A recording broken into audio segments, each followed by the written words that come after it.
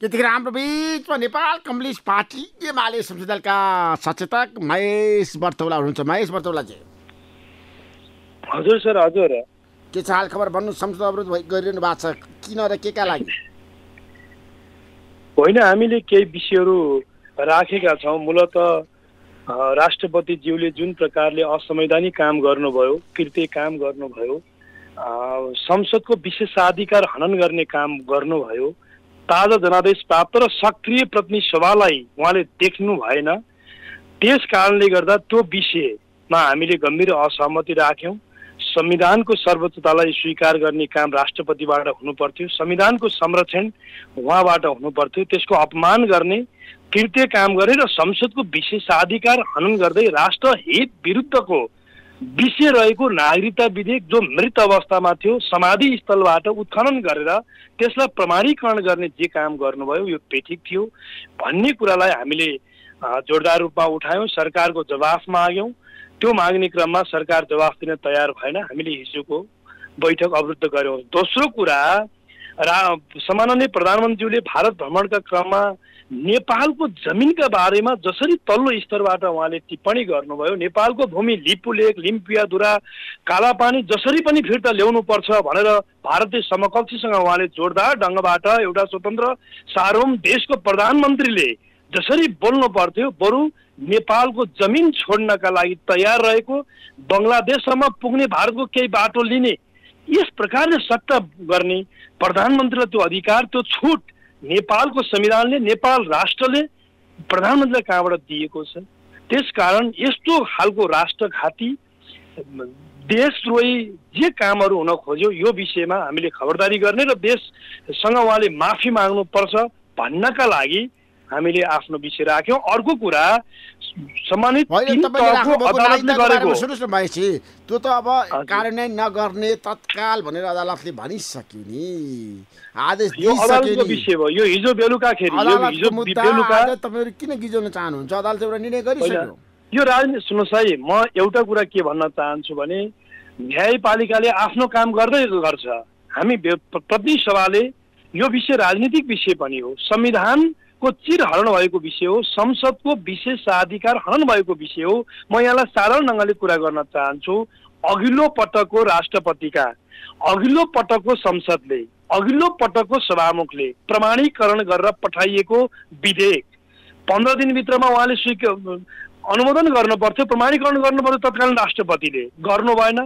त्यसपछि फेरि लगे पठाइयो पास गरेर, त्यसपछि पनि गर्नु भएन। त्यसपछि त्यति बेलाका तत्कालीन राष्ट्रपतिका बारेमा तपाईँलाई थाहा छ, तत्कालीन राष्ट्रपतिले संविधान उल्लङ्घन गर्नुभयो भनेर चाहिँ उहाँहरूले गल्ती गर्नुभयो भने देशव्यापी रूपमा उहाँले यो विषय उठाएर जानुभयो।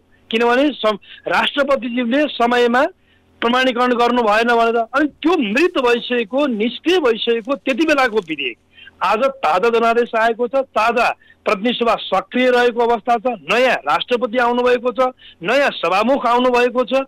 अनि नयाँ सभामुखले प्रमाणीकरण गरेर यो हाउसले पास गरेर पठाएको विधेयक राष्ट्रपतिले प्रमाणीकरण गर्ने हो कि समाधि स्थलबाट उत्खनन गरेर?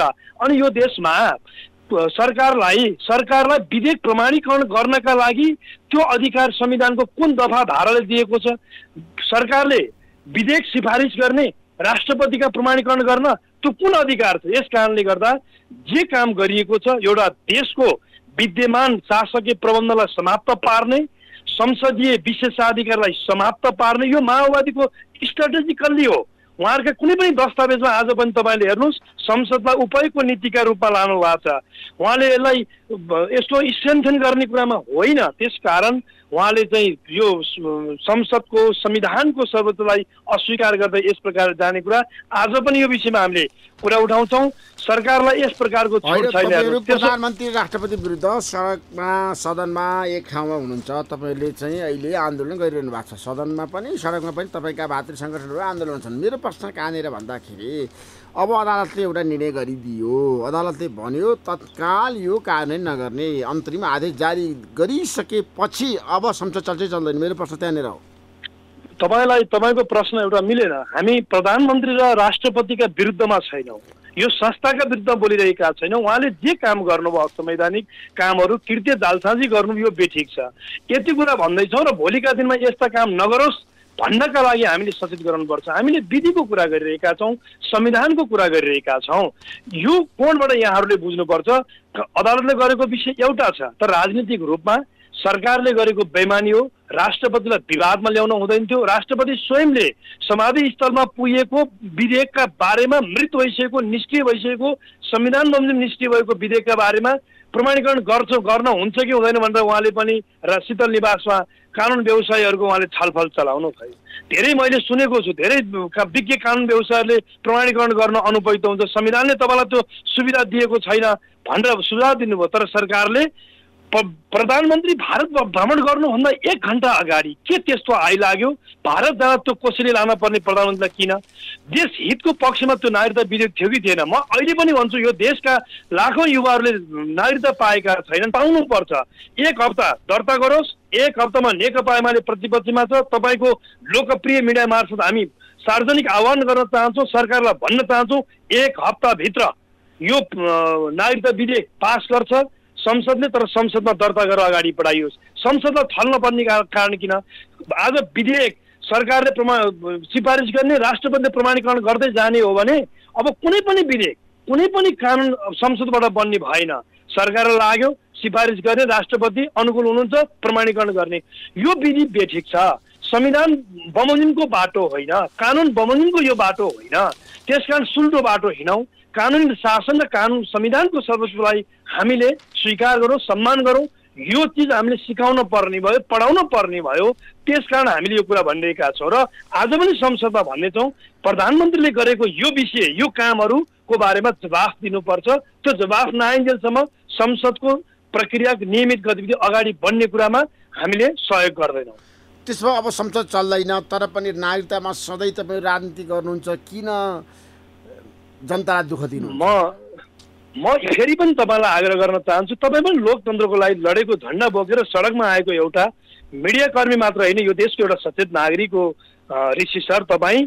म तपाईँलाई पनि सोध्न चाहन्छु, एउटा हातमा सिन्दुर अर्को हातमा नागरिकता, हामी यो कहिलेसम्म, हामी कतिन्जेलसम्म यो कुरालाई स्वीकार गर्दै यो विषयलाई हामीले चाहिँ ठिक ढङ्गबाट यही कुरा स्वीकार गरेर हिँड्नुपर्छ भन्ने तपाईँ यसको एडभोकेसी गर्न चाहनुहुन्छ?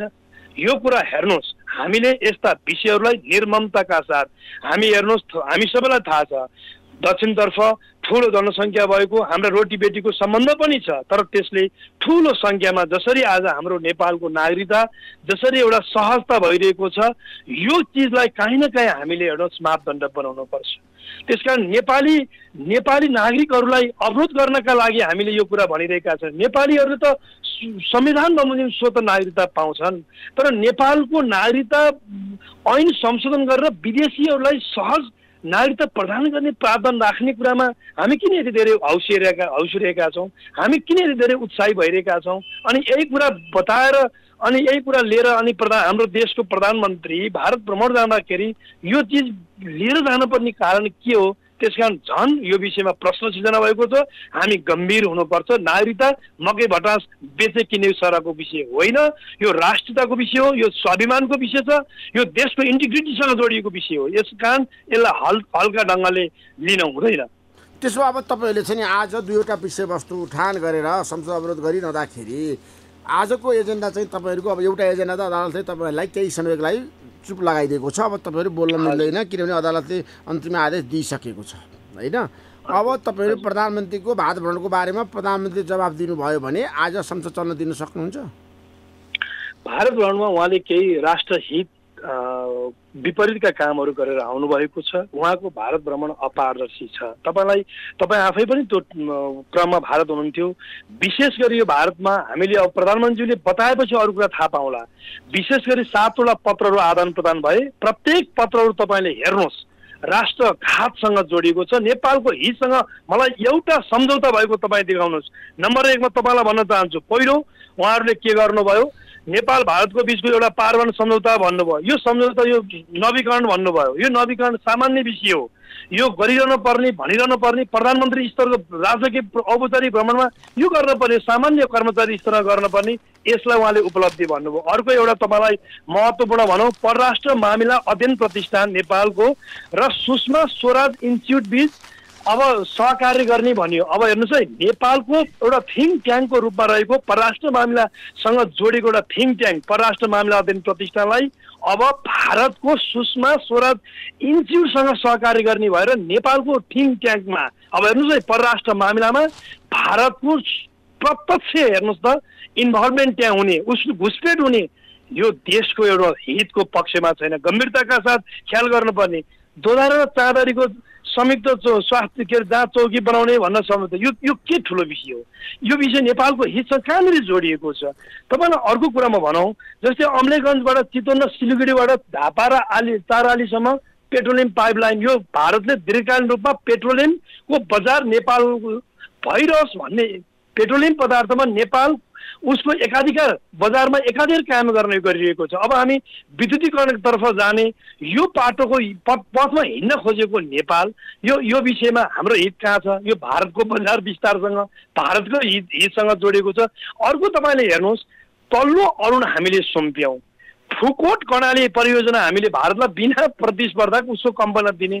अब के यही 7वटा गर्नुभयो? हामीले यो भ्रमणको क्रममा हामीले केही अपेक्षा गरेका थियौँ। नेपालको लिपुलेक, लिम्पियाधुरा, कालापानी फिर्ताको विषय जोरदार ढङ्गले उठ्छ भनेका थियौँ, तर उहाँले हामी यो छोड्छौँ भनेर आउनुभयो, छोड्न तयार छौँ भन्नुभयो। यो राष्ट्रघात हो कि होइन? त्यति मात्रै हो र? तपाईँले हाम्रा चाहिँ यो भारतका चाहिँ सुरक्षा कर्मीहरूको कारणले गोविन्द चाहिँ गौतम जयसिंह धामीहरूको मृत्यु भएको छ, उहाँहरूका सुरक्षा कारणले यो विषय उठाउनु पर्थ्यो। अर्को कुरा, केही समय अगाडि भारतको नयाँ भवन संसद भवन उद्घाटन हुँदा त्यहाँ अखण्ड भारतको एउटा चित्र कोरियो, जहाँ नेपालका विराटनगर, लुम्बिनी, कपिलवस्तु लगायतका भूमिहरूलाई त्यहाँ देखाइएको छ। एक शब्द बोल्ने आँट नेपाल सरकार, नेपालका प्रधानमन्त्रीले गर्नु भएन। त्यति मात्र हो र? त्यहाँका हाम्रो देशका परराष्ट्र मन्त्रीले त्यो विषयमा हामीलाई जानकारी पनि छैन भनेर इन्डियन मिडियाहरूमा उहाँले चाहिँ अन्तर्वार्ता दिएर हिँड्नुभयो।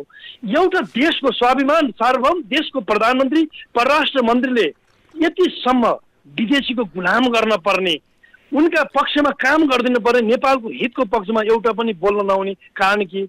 अनि हामीलाई थाहा छ नि, यो सुगौली सन्धि 1950 देखिको सन्धि, कोशी, गण्डक, महाकाली लगायतका सन्धिहरूको पुनरावलोकन गर्नका लागि इपिजी समूह बनेको थियो। इपिजीको प्रतिबन्ध 2 प्रधानमन्त्रीले लिने आजसम्म नरेन्द्र मोदी तयार हुनुहुन्न। यो विषय उठाउनु पर्दैन थियो। यो विषयमा उहाँ केही बोल्नुभयो भनेपछि सीमामा अहिले पनि डुबानमा कयौं प्रधानमन्त्रीको बिचमा एउटा सहमति भयो, मिलेर जाने सीमा विवाद संवादबाट कूटनीति माध्यमबाट समाधान गर्न दुवै प्रधानमन्त्री तयार हुनु भएको छ हैन? कहाँनिर भयो? पत्रमा कुन औपचारिक दस्तावेजले त्यो कुरा बताउँछ? दुवै प्रधानमन्त्रीले बोल्नु भएको छ नि त पत्रकारहरुसँग। सार्वजनिक रूपमा बोल्नु भएको एउटा विषय, तपाईले अहिले भनेको एउटा विषय, उहाँले बोल्नु भएको विषय के हो भने उहाँले त्यो छुटो भ्रमणका क्रममा के पत्रकार सम्मेलन क्रममा उहाँले भन्नुभयो दीर्घकालीन विद्युत व्यापार सम्बन्धी सम्झौता भनेर उहाँले भन्नुभयो 10 वर्षभित्र नेपालको 10,000 मेगावाट विद्युत हामी खरिद गर्ने, दीर्घकालीन सम्झौता गर्ने।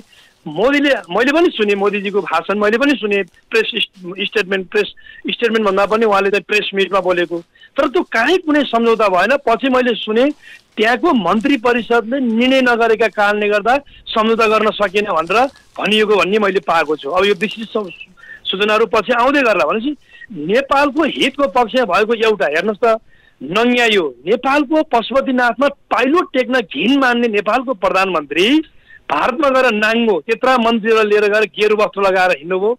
यो भ्रमण केवल हेर्नुहोस् भारतको पर्यटन प्रवर्धनको लागि जानुभयो। नेपालको 120 जना 47 को भारतले कोटा दिएको त्यो 120 जना चाहिँ जम्बोटोल लिएर जानुभयो। देशको शिर निहुर्याएर आउनुभयो। कूटनीतिक मर्यादाभन्दा बाहिरको व्यवहार हरकतहरू तपाईँले देख्नु भएको छ, मैले भन्न पर्दैन। शिर निहुर्याउने गरी आउनुभयो। त्यसकारण केटाकेटीपन प्रदर्शन गर्नुभयो। उहाँहरूले तीर्थाटन गरेर आउनुभयो। 15वटा उन्नत जातिको राँगो लिएर आउनुभयो। त्योभन्दा बढी उपलब्धि के हो? देशको भूमि छोड्छु भन्नुभयो। अहिले गरे होइन नि त, 5 वर्ष अघिको कुरा हो। राँगो नेपाललाई चाहिएको कुरा हो। मैले भन्दा अहिलेको उपलब्धि मान्दा यसलाई नकारात्मक नल्याउँ। यसलाई उपलब्धि मान्दा हाम्रो प्रधानमन्त्रीको भिजिटले एउटै कुरा प्राप्त भयो, उन्नत जातको 15 राङमा आउने कुरा पहिला चाहिँ अपिल भएको रहेछ, पत्राचार भएर देऊ माग गरेको रहेछ, अहिले चाहिँ ल तपाईँलाई दिन्छु भनेर चाहिँ पठाइएको रहेछ। यो चाहिँ उपलब्धि मान्न पर्यो। तीर्थ जानुभयो, गेरु वस्त्र लाउनुभयो, पशुपतिलाई हेला गर्ने व्यक्ति, टुपी र जनाई काट्ने, ब्राह्मणहरूको हत्या गर्ने काममा हिजो जोडिनुहुन्थ्यो, आज उहाँले कम्तिया बन्तिया नाङ्गो गेरु वस्त्र लगाएर काम गर्नुभयो।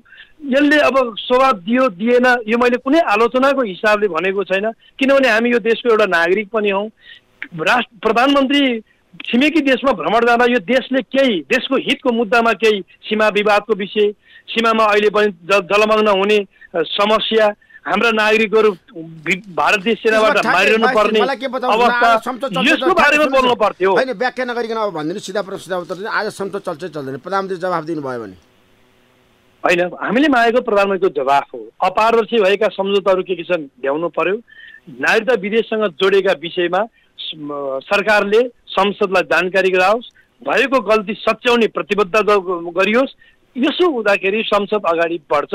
हामीले सरकारले गर्न खोजेको कुकर्म गलत कामको खबरदारी गर्ने दायित्व देशका सबै नागरिक हो। हामी प्रतिपक्षी दलको अझ यसमा बढ्ता जोड्नुपर्छ, किनभने जनताको भाषा देशको हितको पक्षमा बोल्ने शक्ति प्रतिपक्ष हो, त्यो भूमिका हामी निर्वाह गर्छौँ। प्रधानमन्त्रीको जवाफ पनि चल्छ ठ्याक्कै, सिधा प्रश्न सिधा उत्तर व्याख्या नगरी प्रधानमन्त्री जवाफ दिन तयार भएर अगाडि बढ्दा र हामीले माग गरेको प्रश्नको जवाफ दिने तयारीका साथ आउँदा संसद अगाडि नबढ्ने भन्ने हुँदैन, अगाडि बढ्न सक्छ। थ्याङ्क यू सो मच भाषी। थ्याङ्क यू सो मच भाषी। Thank you.